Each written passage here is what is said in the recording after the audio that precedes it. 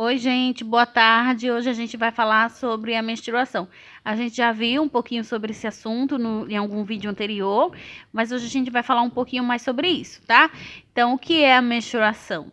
A menstruação é a descamação do tecido que reveste o interior do útero, que é o endométrio. Então, o útero ele é revestido por 3 tecidos, né? A gente já viu, e o endométrio é o tecido que é expelido, né? E aí, quando esse tecido é expelido, ele sai do nosso corpo através da menstruação. Então, durante o ciclo, esse endométrio ele vai ficar mais espesso para se preparar para acolher um embrião. Entretanto, quando não ocorre a fecundação do óvulo, este tecido ele vai se desprender e vai ser expelido pelo nosso corpo, caracterizando a menstruação. Então, o endométrio ele vai ficar espesso, ele vai ficar mais grosso para se preparar para receber o embrião, né? Mas quando o óvulo não é fecundado, aí esse tecido, então, ele vai se desprender, ele vai se descamando e vai sendo eliminado para o nosso corpo. E aí esse ciclo vai ocorrer novamente, né? No próximo mês e, enfim, caracterizando o ciclo menstrual. Juntamente com o endométrio, o óvulo não fecundado também é eliminado e assim recomeça o processo de liberação de novos óvulos para outra tentativa de fecundação. Então, junto com o endométrio, o óvulo não fecundado também é eliminado e a partir daí vai ocorrer novamente, né, o processo de liberação de novos óvulos para uma nova tentativa de fecundação. Então, por isso que a gente chama ciclo, porque é algo que não tem fim, né? Ele começa e termina e novamente já começa e vai terminar, enfim. E por isso que a gente chama de ciclo menstrual, tá? Então esse ciclo ele só vai acabar com a menopausa. Como o fluxo menstrual é constituído pela descamação das paredes do útero, que possui células sanguíneas e células endometriais, ele adquire um aspecto sanguinolento. Além disso, quando entra em contato com o canal vaginal, o sangue menstrual adquire secreção de micro-organismos da flora vaginal. Então, o fluxo menstrual, ele é constituído pela descamação das paredes do útero, que a gente já viu que é o endométrio. Então, nela possui células sanguíneas, por isso que esse fluxo menstrual, ele vai adquirir essa coloração vermelhada, né? Então, essa coloração, ela também pode ser modificada de acordo com alguns fatores, tá? E quando ele passa pelo canal vaginal, ele também vai adquirir a secreção, né, da flora vaginal e essa coloração ela pode variar de acordo com alguns fatores e a gente vai ver logo mais na frente. Quantidade do fluxo menstrual.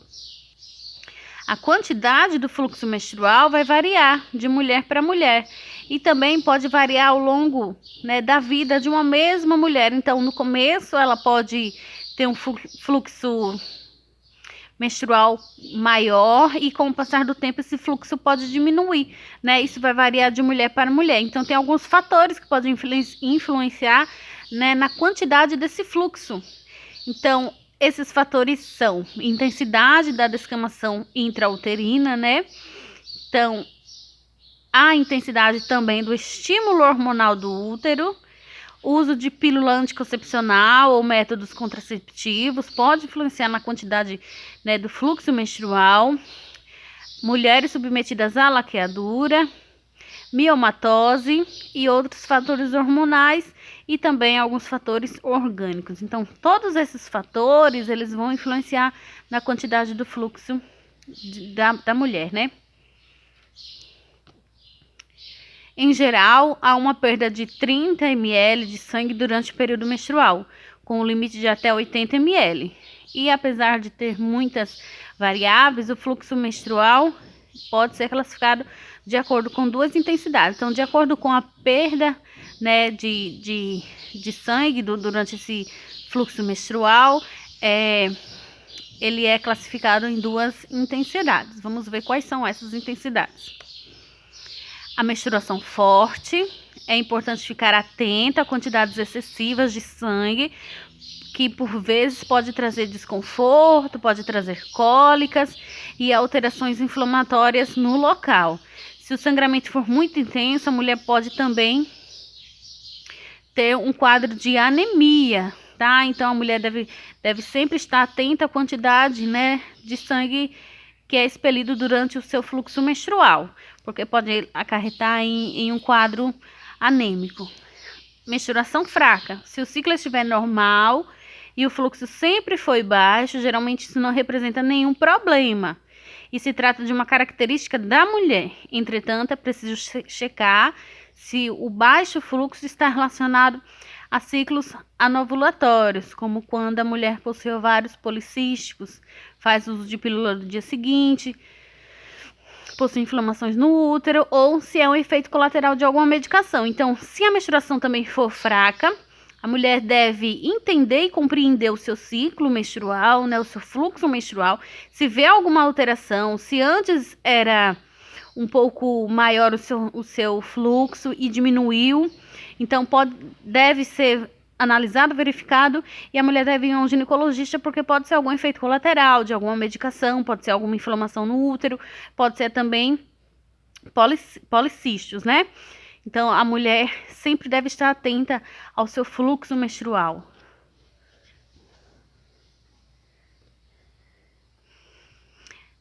E com relação às cores da menstruação?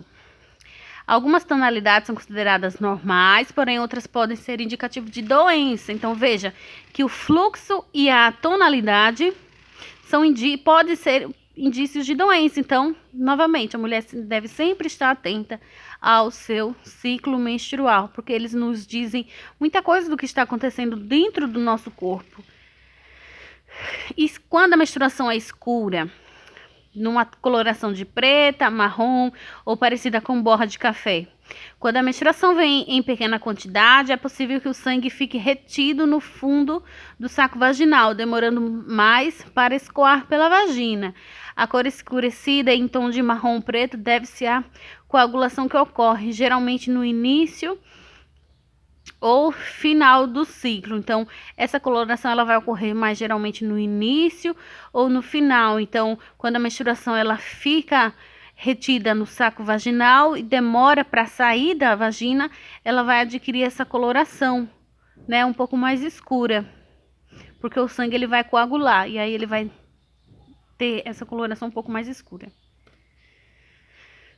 Quando a menstruação é rosa, este tipo ocorre quando o fluxo vem em pequena quantidade e se mistura ao muco vaginal, que pode ser branco ou amarelado. Pode acontecer também quando há baixos níveis de estrógeno no organismo. Se o sangramento ocorrer fora do período menstrual e permanecer por mais dias, pode ser um sintoma de gravidez. Então, quando a mulher tem um fluxo pequeno, né, de menstruação, claro, é óbvio, aí esse sangramento, né, ele vai se misturar à mucosa vaginal, que aí tem uma coloração branca amarelado.